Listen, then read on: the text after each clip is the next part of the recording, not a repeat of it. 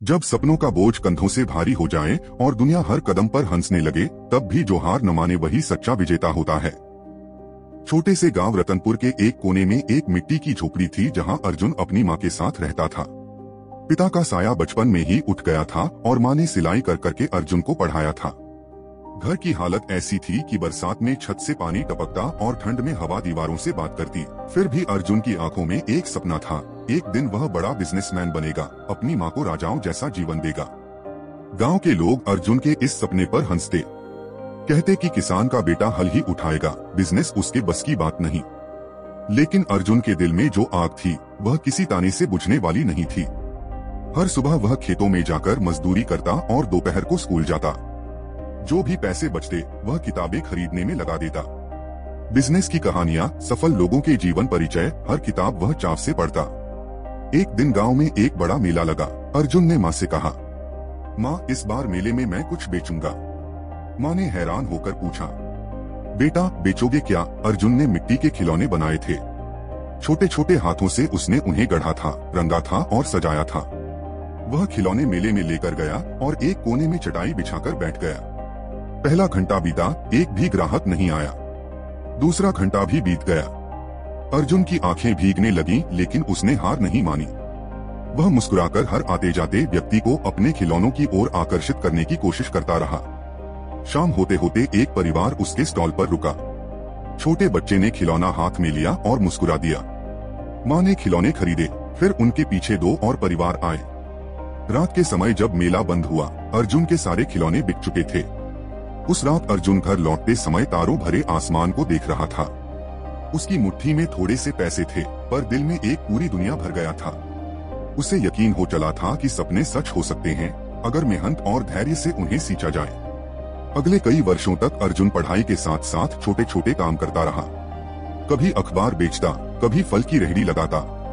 उसने अपने आसपास के बाजारों को समझना शुरू किया। कौन सी चीज कहाँ बिकती है, लोगों की जरूरतें क्या हैं, कीमतें कैसे तय होती हैं। 12वीं कक्षा पास करते ही अर्जुन ने फैसला किया कि वह अब खुद का व्यापार शुरू करेगा। उसके पास पैसा नहीं था, लेकिन इरादा फौलादी था। वह गांव के पुराने सरकारी ऑफिस से लोन लेने गया। क्लर्क ने उसका आवेदन देखकर कहा, बेटा पहले कोई गारंटी लाओ। अर्जुन के पास गारंटी में देने के लिए कुछ नहीं था, पर वह हार मानने वालों में से नहीं था। उसने गांव के प्रधान से बात की, अपने स्कूल के मास्टर से मदद मांगी। कई हफ्तों की दौड़ धूप के बाद एक स्थानीय एनजीओ ने अर्जुन के हौसले को देखकर उसे छोटी सी रकम उधार दी। अब सवाल था कि व्यापार किस चीज का शुरू किया जाए। गांव में सबसे बड़ी समस्या थी ताजी सब्जियों की। अर्जुन ने योजना बनाई कि वह आसपास के किसानों से सब्जियां सीधी खरीदेगा और शहर के बाजारों में बेचेगा। इससे किसानों को अच्छा दाम मिलेगा और शहर के लोगों को ताजी सब्जियां। पहले दिन वह सुबह 3 बजे उठा, साइकिल पर बोरियों में सब्जियां लादी और 30 किलोमीटर दूर शहर की मंडी में पहुंचा। रास्ता उबड़ खाबड़ था, हाथ पैर थक चुके थे, लेकिन दिल में जोश था। पहला दिन अच्छा रहा। उसने सब्जियां बेचकर 2 गुना मुनाफा कमाया। धीरे धीरे अर्जुन ने 3 गांवों से किसानों को जोड़ लिया। उसने ईमानदारी से हर किसान को सही दाम दिया और ग्राहक को भी ताजा माल। उसकी मेहनत रंग लाने लगी। लोग अर्जुन के माल की तारीफ करने लगे। 1 साल के भीतर अर्जुन ने साइकिल की जगह एक पुरानी वैन खरीदी।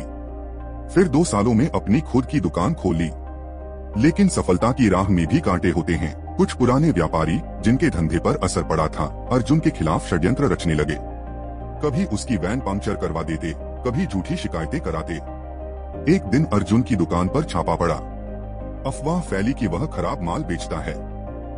अर्जुन टूटने को था, लेकिन मां ने उसकी आंखों में देखा और कहा, बेटा जो ऊंचाई पर चढ़ता है उसे हवाएं भी तेज लगती हैं। अर्जुन ने अपनी पूरी मेहनत से सच्चाई साबित की। वह फिर उठ खड़ा हुआ। आज अर्जुन का कारोबार 10 गांवों और 3 शहरों में फैल चुका है। उसने गांव में एक नया स्कूल भी खुलवाया, जहां गरीब बच्चों को मुफ्त में शिक्षा दी जाती है। मां अब रतनपुर की सबसे सम्मानित महिला हैं। अर्जुन के पास कार, बंगला, सब कुछ है, लेकिन सबसे बड़ी दौलत है वह सम्मान जो उसे अपने गांव और समाज से मिला है। हर नई सुबह जब अर्जुन अपने ऑफिस में बैठता है, वह एक छोटी सी फोटो देखता है अपने मिट्टी के पहले खिलौनों की और मुस्कुराता है। उसे याद आता है कि सपनों की असली उड़ान कठिनाइयों से होकर गुजरती है। अगर आपको अर्जुन की संघर्ष से भरी यह प्रेरणादायक कहानी पसंद आई हो तो इस चैनल को जरूर लाइक करें, सब्सक्राइब करें और अपने दोस्तों के साथ शेयर करें। आपकी एक क्लिक अगली नई कहानी को जन्म दे सकती है। जुड़े रहिए और सपनों को सच होते देखिए।